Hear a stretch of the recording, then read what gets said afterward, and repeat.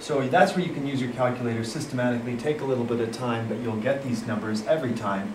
Negative 9x, negative 16x, it doesn't matter which one goes where. These multiply to make a positive 144x squared.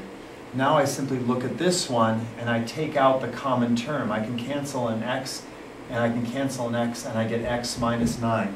So this then is going to factor minus 9, replacing the x with the n squared. If I do the same thing this way, just pretend that's an x squared there, again can cancel an x, I can't cancel any number, it's going to be n squared minus 16, and I have now factored this.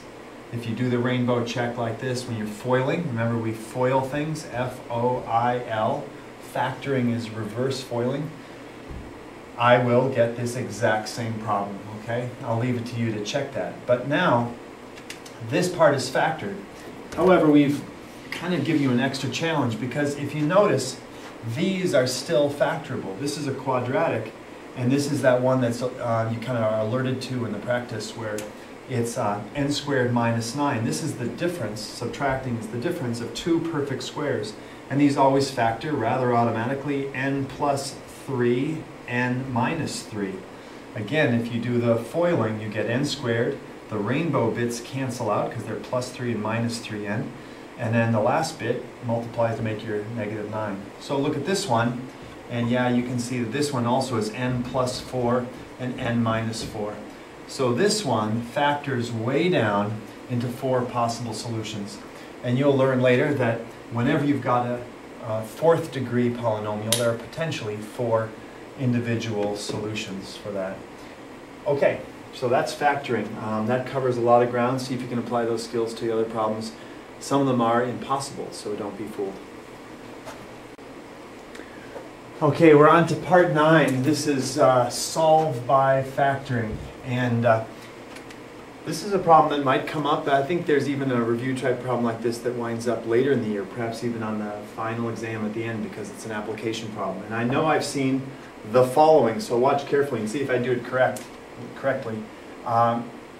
I'm going to move everything over to one side, and so I get x to the third minus 6x squared minus 40x equals 0, because whenever you see a problem that's a polynomial and you're trying to solve it and it's higher than degree 1, you want to move everything over to one side, set it equal to 0, and then see if you can factor it.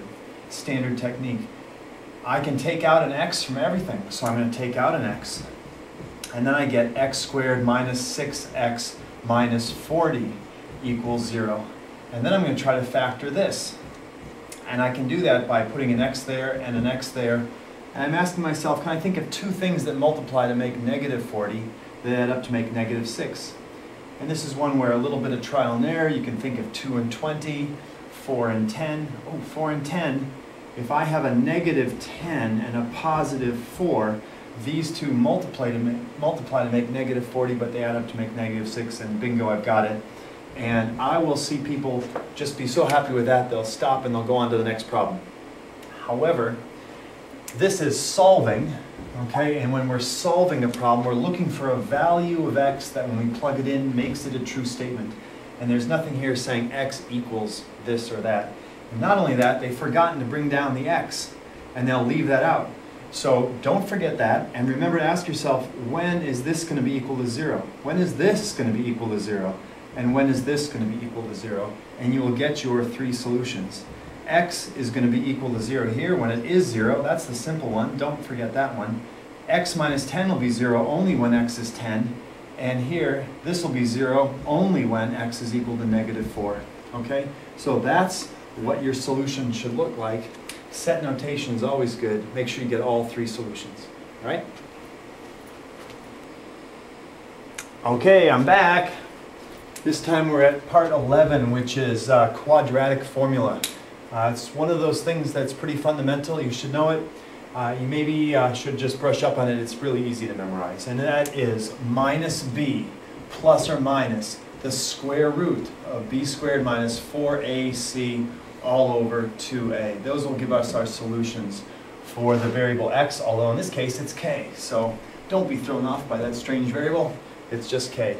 All right, so this is not in standard form, so I need to make sure it's in that ax squared plus bx plus c equals 0 form. So I write 3k squared minus 17k plus 10 equals 0. That's step number 1.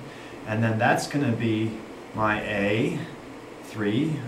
B is going to be negative 17, and c is then equal to 10.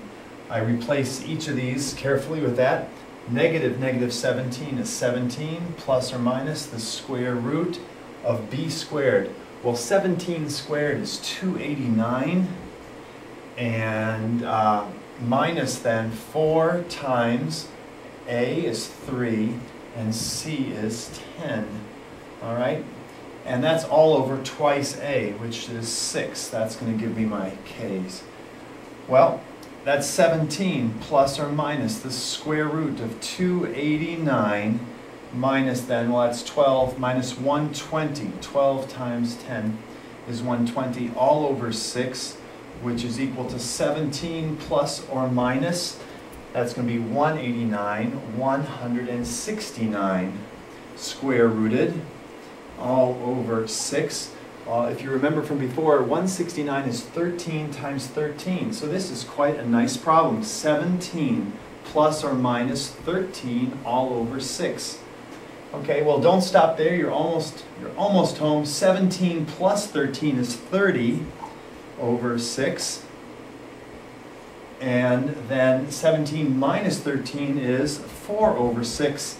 Again, don't stop there. You've got to simplify your fractions when possible. This is exactly then 5 2/3.